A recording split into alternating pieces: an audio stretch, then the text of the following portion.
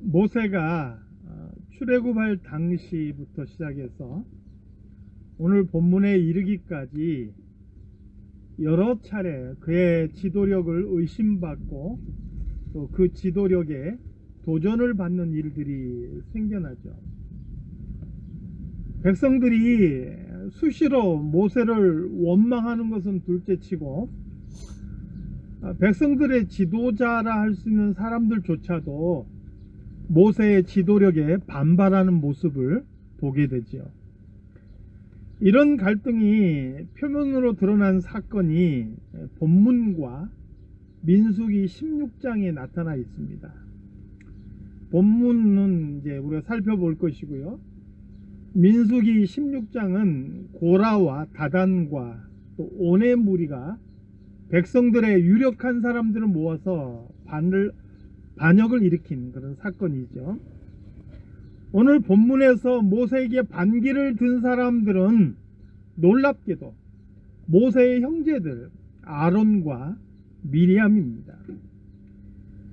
이들이 반기를 들게 된 표면적인 이유는 모세가 구스 여인을 취했다라는 것 때문이지요. 모세가 구스 여인을 취한 것 때문에 논란이 많지만 오늘 우리는 이 본문에서 두 가지 모세와 이 구스 여인에 대한 오해를 풀고자 합니다. 첫 번째는 모세가 구스 여인을 첩으로 둔 것이다 라는 오해입니다. 많은 사람들이 이 견해를 지지하고 그래서 모세가 반역에 빌미를 주었다 이렇게 주장하기도 합니다.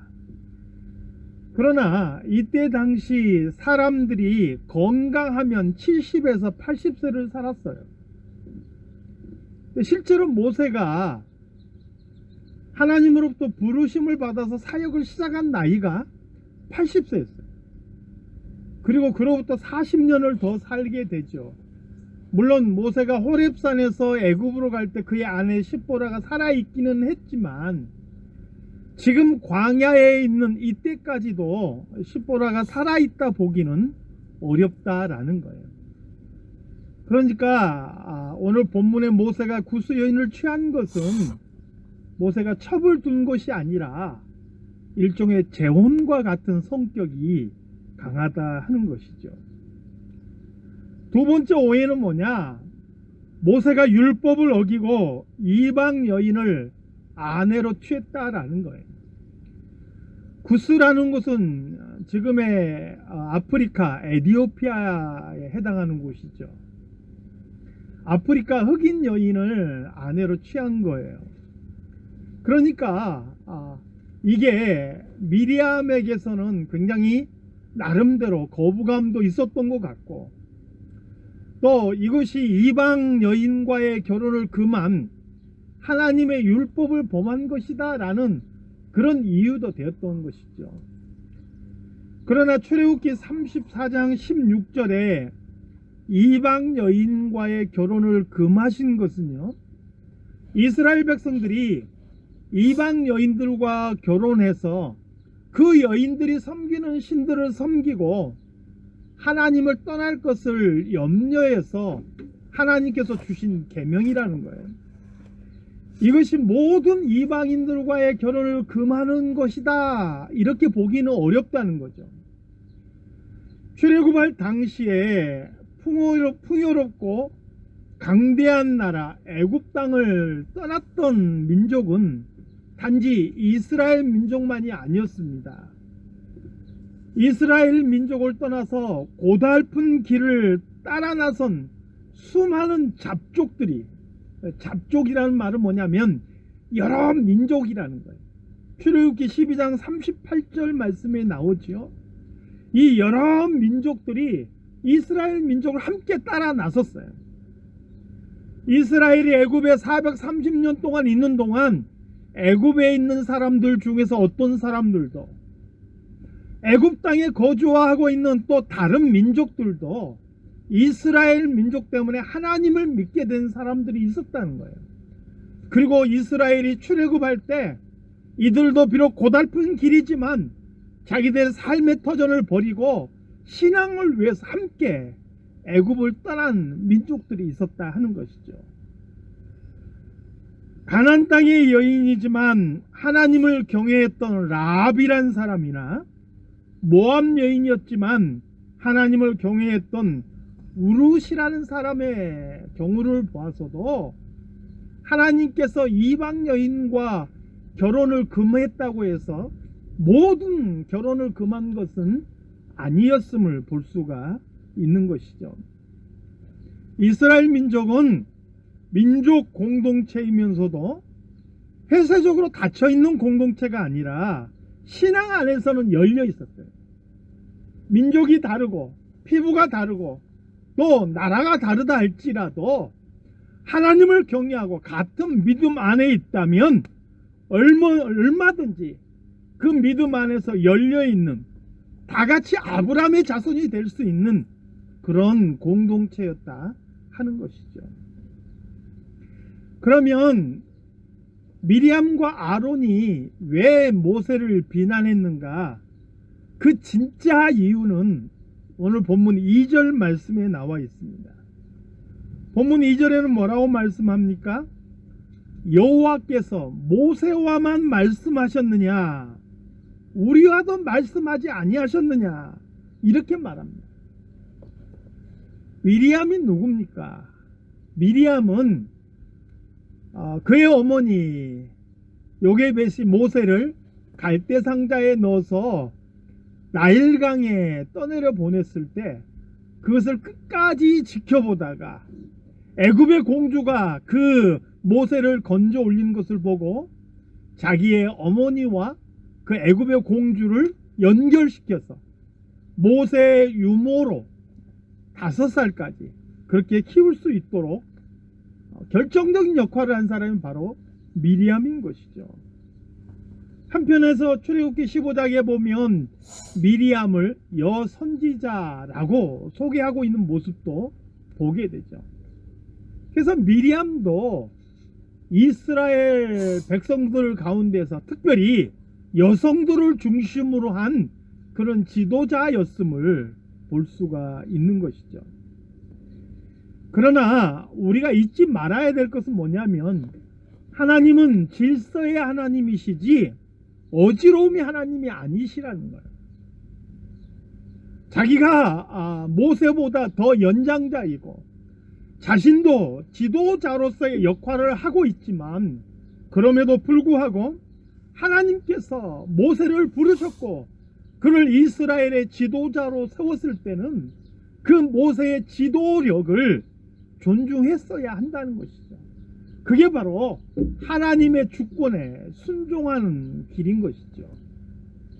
그럼에도 불구하고 나도 뭔가 은혜 받았다고, 나에게 뭔가 은사가 있다고 하나님께서 세우신 그러한 질서를 무시하고 넘어서려고 하는 것은 일종의 교만이다 하는 것이죠. 오늘 미리암은 그 스스로가 모세의 지도자의 자리를 무시하고 모세를 비난하는 교만한 모습에 빠져 있음을 보게 되는 것이죠. 사실 이러한 미리암의 모습은 오늘 우리가 보고자 하는 포인트가 아니니까 일단 이 정도로 하고 넘어가겠습니다. 중요한 것은 이렇게 모세가 공격받았을 때 모세가 보여주는 반응이 무엇인지를 우리가 살펴보면서 오늘 이 시대를 살아가는 우리 성도들이 갖추어야 될 정말 중요한 성품들이 무엇인가 하는 것을 살펴보겠습니다. 오늘 본문에서는 모세의 모습을 크게 두 가지로 소개하고 있죠. 첫 번째는 온유하다라고 소개하고 있습니다. 3절 말씀을 한번 같이 읽어볼까요? 찾으신 분 있다면 한번 3절 말씀 같이 읽어보겠습니다. 이 사람 모세는 온유함이 지면의 모든 사람보다 더하더라. 온유가 무엇인가? 오늘 본문에서는 온유라는 말을 영어 성경에서는 humble, 겸손이라는 말로 번역을 했어요. 온유라는 말이 또 등장하는 것이 마태복음 5장이죠. 온유한 사람은 복이 있나니 제가 땅을 기업으로 얻을 것이다. 마태복음 5장에 있는 온유라는 말은 믹라는 말을 썼어요. 온순하다라는 의미를 가지고 있죠. 우리 예수님께서도 온유라는 말을 사용하셨죠.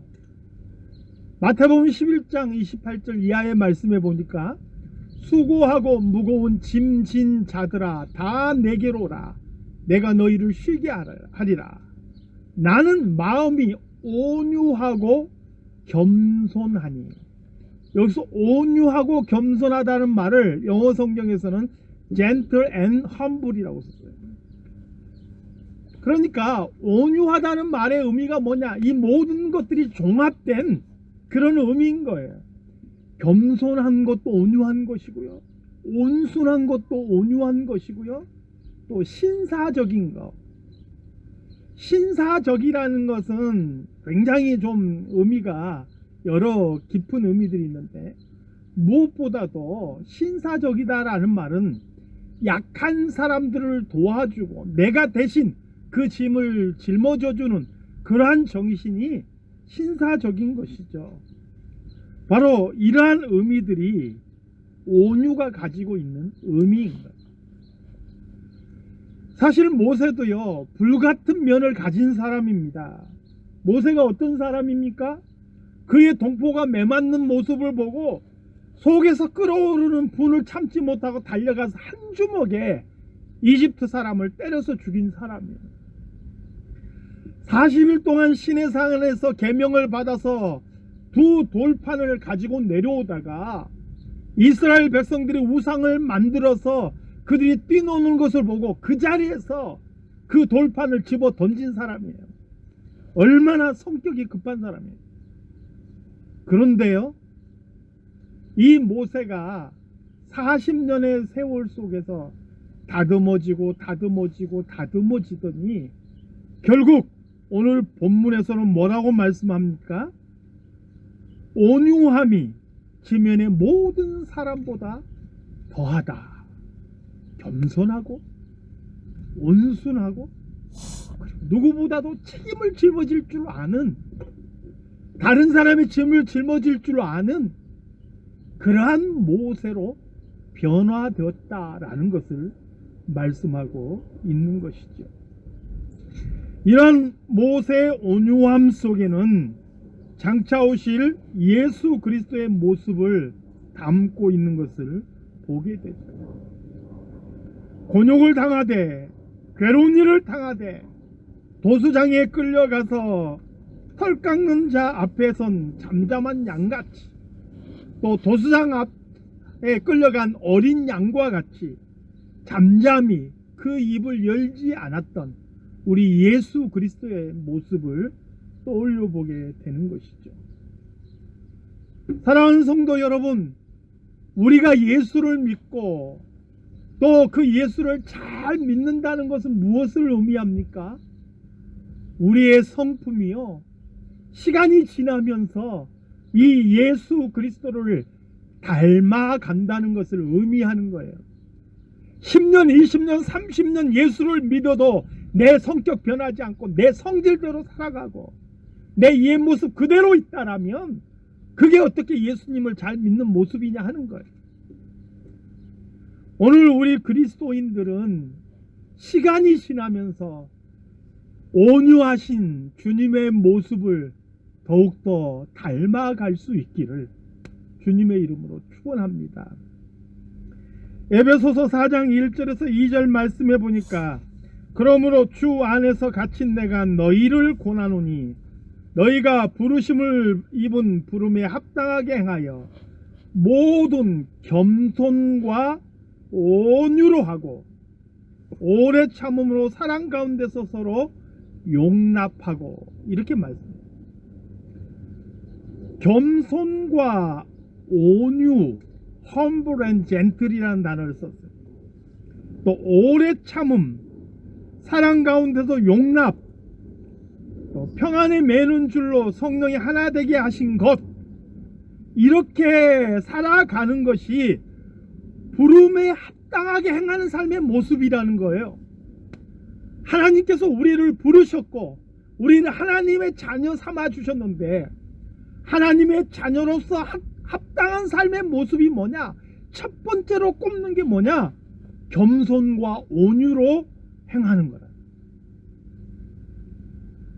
사랑하는 성도 여러분, 나이가 들어가고 신앙생활한 시간이 오래되어질수록 온유해지고 주님 닮아져가는, 변화되어가는 저와 여러분이 다 되시기를 우리 주님의 이름으로 축원합니다.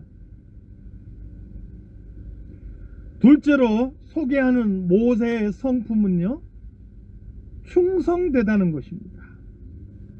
이것은 다른 사람도 아닌 하나님께서 직접 선포한 거죠. 제3자가 이야기해 준 게 아니라 충성을 받으시는 당사자이신 하나님께서 직접 모세는 나에게 충성된 사람이다, 이렇게 선포했다는 거예요. 오늘 본문 7절 말씀에 보니까요, 7절과 8절을 연관해서 보니까 하나님께서 다른 선지자와 달리 모세는 직접 대면해서 말씀하셨다 그랬어요. 그리고 그 이유가 뭐냐? 모세는 충성되기 때문이라는 거예요. 놀랍게도 하나님께서 사람을 쓰실 때는요, 그 사람의 능력이나 그 사람의 재능을 가지고 쓰신다라고 말씀하지 않으세요. 하나님께서 사람을 쓰시는 그 기준은 뭐냐? 그 사람이 얼마만큼 충성된 사람이냐 하는 것을 보신다 하는 거예요. 마태복음 25장에 보니까 달란트 비유가 나오죠. 이 달란트 비유에서 두 명의 종이 그 주인에게 칭찬받은 이유도요, 그들이 능력이 많고 그들이 많은 돈을 벌어와서 칭찬을 받은 게 아니에요. 그들이 주인에게 충성되었기 때문에, 잘하였도다 착하고 충성된 종아, 이렇게 칭찬받았던 것이죠. 이 충성이라는 것은 우리 주님께서 구원을 이루실 때 보여주신 중요한 특징이기도 하죠. 히브리서 2장 17절 말씀에 보니까 우리 예수님에 대해서 이렇게 표현하고 있어요. 이는 하나님의 일에 자비하고 충성된 대제사장이 되어 백성의 죄를 구속하려 하심이라. 예수님을 충성된 대제사장이다, 이렇게 표현했어요. 또 이어지는 히브리서 3장 2절 말씀에서는 모세와 비교를 해서 뭐라고 표현했느냐? 저가, 여기서는 예수님이 저죠. 저가 자기를 세우신 이에게 충성하기를 모세가 하나님의 온 집에서 한 것과 같으니, 모세의 충성됨과 예수님께서 하나님께 충성하신 그런 모습을 서로 비교해 놓고 있는 모습을 보지요. 이런 것을 보면 모세의 충성됨은 예수 그리스도의 충성의 그림자, 하나의 예표다라는 것을 알 수가 있는 것이죠. 사랑하는 성도 여러분, 우리가 살아가면서 이 세상에서 성공보다 실패가 더 많을지라도, 우리 삶이 더 안 좋아진다 할지라도 하나님을 향하여서 변함없이 충성된 성도의 삶이 되시기를 주님의 이름으로 축원합니다. 나에게 필요하면 교회에 발 담궜다가, 또 잠깐 손해가 될 것 같으면 발 슬쩍 뺐다가, 또 내가 도움이 필요하면 다시 발 담갔다가, 내 기분 나쁘면 또 발 쓱 뺐다가, 이렇게 자꾸 발 담갔다가 뺐다가 담갔다가 뺐다가, 이게 충성된 모습이 결코 아니죠. 때로는 나에게 손해가 온다 할지라도, 때로는 나에게 고난이 있다 할지라도, 이것 때문에 내가 피해를 보고 내가 억울한 일을 당한다 할지라도 변함없이 내 마음을 지키는 것, 그게 바로 충성된 모습인 거예요. 우리 하나님을 향하여 변함없는 충성을 가질 수 있는 저와 여러분이 되시기를 소망합니다. 모세는 미리암과 아론에게 대항하지 않았어요. 그들과 더불어 다투지 않았어요. 싸우지 않았어요. 그저 온유함으로 그렇게 그들을 대했을 뿐인데, 하나님께서 모세의 충성됨을 보시고 모세의 손을 직접 들어주신 모습을 성경은 우리에게 보여주시지요. 오늘 저는 한 분을 소개함으로 오늘 말씀을 마무리하고자 합니다. 이미 다들 아시는 한국이 낳은 유명한 목사님이시죠. 바로 평양 산정형교회 담임이셨던 주기철 목사님의 이야기입니다. 일제시대 때 일본의 신사에 참배하고 그 신사에 절을 하라라는 요구가 한국 교회에 불어닥쳤죠. 많은 사람들이 이것을 거부하고 감옥에 끌려갔고요. 어떤 사람은 타협하고 신사에게 절하고 그 신앙을 타협한 그런 모습도 있었습니다.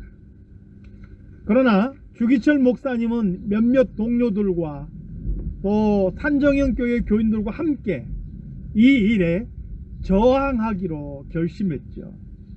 이것 때문에 1938년부터 1944년 순교하실 때까지 5차례에 걸쳐서 감옥에 투옥된 것을 보게 되죠.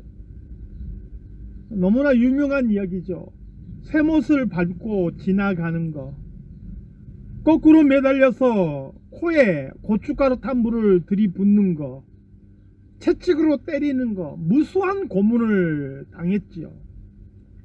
결국 1944년 4월 21일 날 49세의 젊은 나이로 옥중에서 순교하셨죠. 마지막 순교하면서 내 여호와 하나님이여 나를 붙잡으소서라는 말을 남기고 순교하셨다고 합니다. 이분이 자신의 순교를 직감하고 투옥되기 전 산정교회를 향하여서 했던 마지막 설교의 제목이요, 일사각오라는 그런 설교의 내용입니다. 그 중에서 조금의 내용을 제가 한번 발췌해서 읽어드리겠습니다. 첫 번째, 저의 기도는 죽음의 권세를 이기게 하여 주옵소서입니다. 나는 바야흐로 죽음에 직면하고 있습니다. 내 목숨을 빼앗으려는 검은 손은 시시각각으로 내 가까이에 뻗어오고 있습니다. 죽음에 직면한 나는 사망의 권세를 이기게 하여 주옵소서 하고 기도하지 않을 수 없습니다. 죄 없이 억울하게 죽는 약자도 불쌍하지만 사랑하는 아내를 두고 죽는 사람, 가엾은 아이를 두고 가는 어머니의 비참한 죽음도 허다합니다. 폐결핵 환자로 요양원에 눕지 아니하고 예수의 종으로 감옥에 갇히우는 것은 얼마나 큰 은혜입니까? 자동차에 치여 죽는 사람도 있는데 예수의 이름으로 사형장에 가는 것은 그리스도인의 최대의 영광입니다. 주님을 위하여 수백 번의 죽음을 당한들 무슨 후회가 있으리오마는 주님을 버리고 1000년 살고 10,000년 산다 한들 그 무슨 저주스러운 삶이리요. 오 주여, 이 목숨을 아끼어 주님을 욕되게 마옵소서. 주님은 영원토록 찬양받으실 영광의 하나님이십니다. 주님은 나를 위하여 십자가에 달리셨습니다. 머리에 가시관을 쓰시고 두 손과 발이 쇠못에 찢어져 최후의 피 한 방울까지 다 쏟으셨습니다. 주님, 나를 위하여 죽으셨거늘 내 어찌 죽음을 무서워하겠습니까? 다만 일사각오가 있을 뿐이올시다. 이 설교를 마지막으로 49세의 나이에 순교의 길을 가셨던 것이죠. 죽음이 앞에 있다 할지라도 충성됨을 잃어버리지 않은 그런 목사님이죠. 사랑하는 성도 여러분, 오늘 우리 시대에는요, 죽음이 우리 앞을 가로막고 있으면서 우리의 신앙을 위협하는 시대는 아니죠. 물론 그런 지역도 있어요. 현재 우리에게는 그 정도의 그러한 시련은 오지 않습니다. 그런데요, 우리의 신앙이 현실과 타협하기 딱 좋습니다. 우리의 신앙이 나태에 빠지기 참 좋아요. 적당하게 살아가기 너무 좋은 시대를 우리는 살아가고 있습니다. 이러한 시대에 때로는 불편하고 때로는 힘들고 때로는 손해가 있다 할지라도 우리 주님을 향한 충성된 마음을 결코 잃어버리지 않는 저와 여러분이 다 되시기를 우리 주님의 이름으로 축원합니다. 기도하겠습니다. 하나님 아버지, 오늘도 이렇게 하나님 앞에 말씀을 듣게 하시니 감사를 드립니다. 이 말씀이 우리 귀에만 머무르지 않게 하시고 우리의 가슴에 머물러서 우리의 삶으로 나타날 수 있게 도와주시옵소서. 그래서 시간이 지날수록 더 주님 닮아가고 시간이 지날수록 더 주님을 향한 마음이 뜨거워질 수 있도록 주님 도와주시옵소서. 거룩하신 예수 그리스도 이름으로 기도드리옵나이다. 아멘.